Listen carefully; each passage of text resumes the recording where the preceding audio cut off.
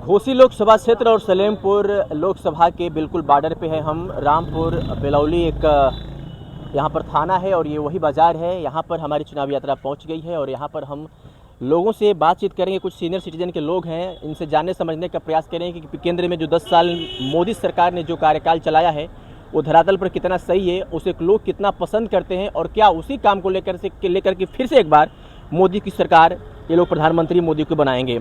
दादा, क्या लग रहा है जो मोदी सरकार ने 10 सालों में काम किया है, कितना बढ़िया रहा वो? कितना बढ़िया वाला महंगाई है तब। महंगाई है? क्या क्या महंगा हुआ है? अरे सब सामान में महंगा बाटे। कौन चीज बताए? तो क्या लग रहा है कि फिर इस बार उनकी सरकार बनेगी? अरे अब देखा कौन ठीक बाटे, जनता के ऊपर बाटे कि अपना माहौल बताइए, यहाँ किसका माहौल है? यहाँ तो अखिलेश का लोग। अखिलेश का? अखिलेश की पार्टी से कौन प्रत्याशी यहाँ पे पता है आपको?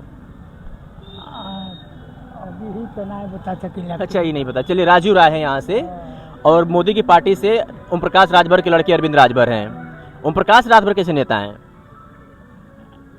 अब वो जब कहा बताओ ना कि केवल नेता खींच। हाँ, लेकिन माहौल यहाँ पे अखिलेश का है। क्या लग रहा है सर, इस बार यहाँ पर किसका माहौल तगड़ा है?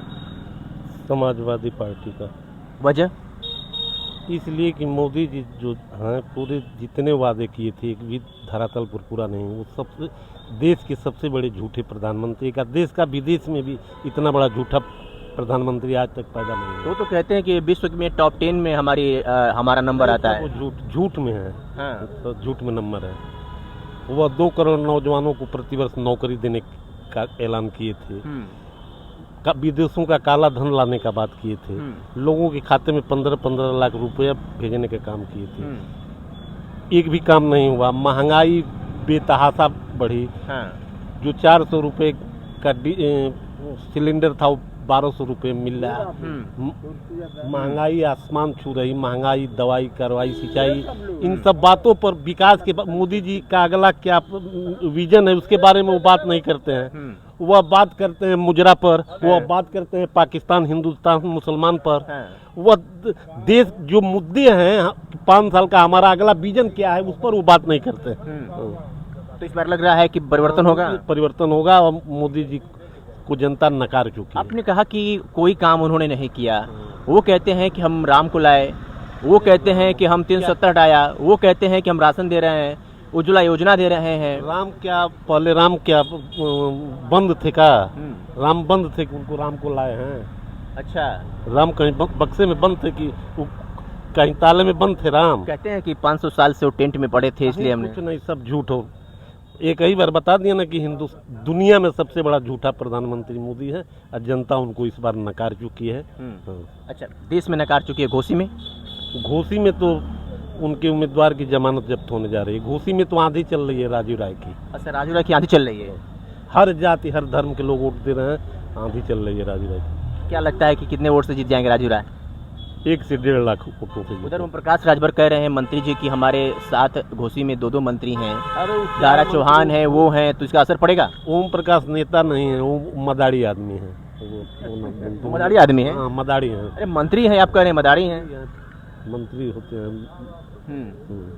तो क्या लग रहा है इस बार मतलब लहर है राजू राय की? राजू राय की लहर है। क्या लग रहा है किसकी लहर है यहाँ पे? जी, किसकी लहर है? परिवर्तन जनता चाह रही है। हाँ। किसकी सरकार बनाना चाह रही जनता? परिवर्तन में अब किसकी बनेगी? अरे यहाँ बसपा भी है। बसपा कहाँ जंग में है? परिवर्तन लोग चाह रहे हैं कि परिवर्तन हो। महंगाई को देखकर, बेरोजगारी को देखकर।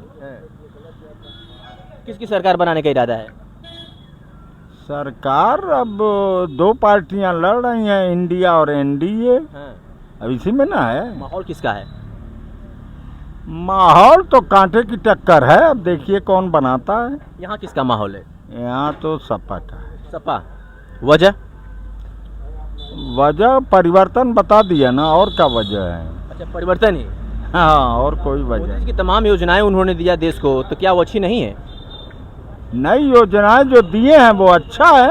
हाँ। फिर भी परिवर्तन तो और योजना चाहिए ना। बेकारी है, बेरोजगारी है, महंगाई है, शिक्षा का, स्वास्थ्य का, तमाम तरह की दिक्कतें लोग उठा रहे हैं, तो ये सब का सॉल्व होना जरूरी है। अच्छा, नहीं, तो इस बार लग रहा है कि प्रधानमंत्री वो नहीं बन पाएंगे। ये तो मैं नहीं बता पाऊंगा। चलिए, घोसी का माहौल बताइए। घोसी सपा का है। सपा का है। क्या लग रहा है सर, घोसी में सपा की लहर है? अभी कुछ कहा नहीं जा सकता है। हाँ। हाँ, कि किसकी कौन जीतेगा घोसी से, क्योंकि लड़ाई बड़ी टफ है। अच्छा, हाँ, किसके बीच में लड़ाई है? लड़ाई देखिए, तीनों पार्टियां आपस में टफ लड़ाई है। अच्छा, ये कहना मुश्किल है कि कौन जीतेगा। हाँ। अब ये तो परिणाम आने के बाद ही पता थोड़ा लगेगा। सा आप अनुमान बता दीजिए। अब इसके बारे में क्या अनुमान बताएं। हाँ। माहौल तो देख करके पता चले जाता है कि किसका माहौल तगड़ा है। माहौल जहाँ जहाँ जाइए तहाँ तहाँ हर तरह का माहौल है। आपका क्या माहौल है? अब हमारा माहौल क्या बताऊँ आप। चलिए छोड़िए, केंद्र में सरकार जो 10 साल चली है भाजपा के नेतृत्व में, पीएम मोदी के नेतृत्व में, कैसी रही है? ठीक ठाक रही है। ठीक ठाक रही है। हाँ, लगता है कि उन सब योजनाओं को लेकर के फिर उनको ये लोग पसंद करेंगे इस बार? देखिए, लोग पसंद कर रहे हैं, ऐसी बात नहीं है कि नापसंद कर रहे हैं, लेकिन कुछ कारण उसमें भी है। कुछ सरकार सही भी कर रही है, कुछ गलत भी कर रही है। क्या सही क्या गलत? वही हम बहुत सी चीजें ऐसी हैं, जैसे अभी ये चुनाव में देखिए हिंदू मुसलमान फलाना ढिकाना, ये सब ठीक नहीं है, क्योंकि देश में जो विकास के बारे में बात होनी चाहिए।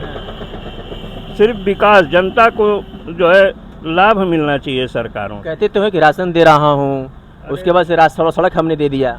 राशन और सड़क पे मूलभूत सुविधाएं, ये राशन कोई नई बात नहीं है, तो 2013 से ही चल रहा है। कांग्रेस सरकार भी राशन देती थी। 5 किलो राशन में पेट नहीं भरता है आदमी का।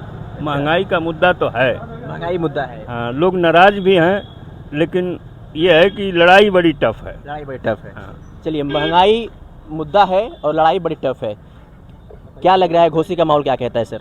घोसी का माहौल लग रहा है सपा यहाँ से चुनाव जीत जाएगी। क्या वजह हो सकती है? तो जो हो सकता है तो विकास काम अपने धाम के ऊपर है, लेकिन सपा यहाँ से चुनाव जीत रही है। सपा चुनाव जीत रही है। जी। सपा से जो प्रत्याशी राजू राय हैं, उनको टक्कर दे रहे हैं, कह रहे हैं ओम प्रकाश राजभर के मंत्री हम होते, तो कह रहे हैं कि हम कह रहे हैं कि यहाँ घोसी में, खासकर घोसी की बात की जाए तो 2 कैबिनेट मंत्री हैं, दारा सिंह चौहान और ओम प्रकाश राजभर खुद, और उनके बेटे चुनाव मैदान में है। वो कह रहे हैं कि अगर मैं जीतूंगा, मेरा बेटा सांसद बनेगा, तो घोसी का विकास होगा। क्या लग रहा है कि जीतेंगे वो? जनता खुद होशियार है, जनता अपना मतदान सोच समझ खुद देगी वो। अच्छा, आपके हिसाब से माहौल किसका तगड़ा है? माहौल यहाँ सपा का बन रहा है। क्या लग रहा है सर कि माहौल सपा का तगड़ा है यहाँ पे? देखिए, सबसे तो पहले मैं मीडिया के भाई लोगों को धन्यवाद देना चाहता हूँ। शुक्रिया भैया। कि बेलौली की धरती पर सर्वे में पहली बार हमने किसी मीडिया को देखा आते हुए, ये मुझे बहुत अच्छा लगा।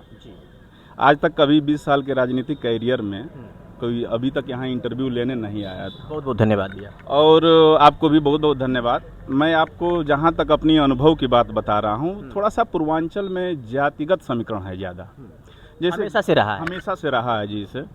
और दुख की बात यह है कि मतलब जाति समीकरण से बात नहीं करना चाहिए, विकास की बात करनी चाहिए। हम लोग चक्रोड पे रात को जाते थे, बहन बेटियां रोड पे बैठती थी टॉयलेट करने के लिए, बाथरूम करने के लिए, बड़ा कष्ट होता था।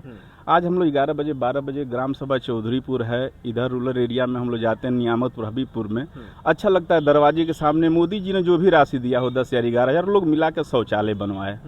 और परिवहन मंत्रालय जो केंद्र सरकार की हमारे गडकरी जी ने 30 किलोमीटर प्रतिदिन हाईवे बनाने का काम किया है, इसलिए उसको नकारा नहीं जा सकता है।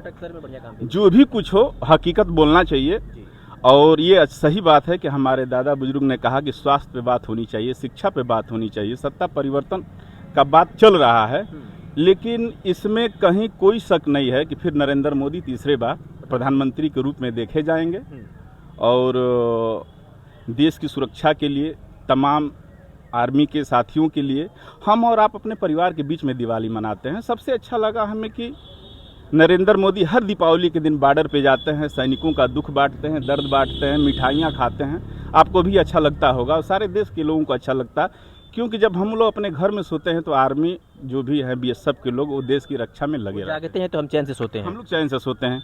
इसलिए मेरा वोट मोदी के नाम पे, न कि किसी विशेष सांसद प्रतिनिधि के बारे में। हम वोट करेंगे सिर्फ मोदी के नाम, मोदी के नाम पे। हम देश की सुरक्षा के लिए, चौकसी व्यवस्था के लिए, अराजकता को समाप्त करने के लिए, इसके लिए हम वोट करेंगे मोदी के। और 6वें चरण में मेरा जहाँ तक अनुभव है कि मोदी पूर्ण बहुमत में आ चुके हैं। पूर्ण बहुमत में आ चुके जी जी जी।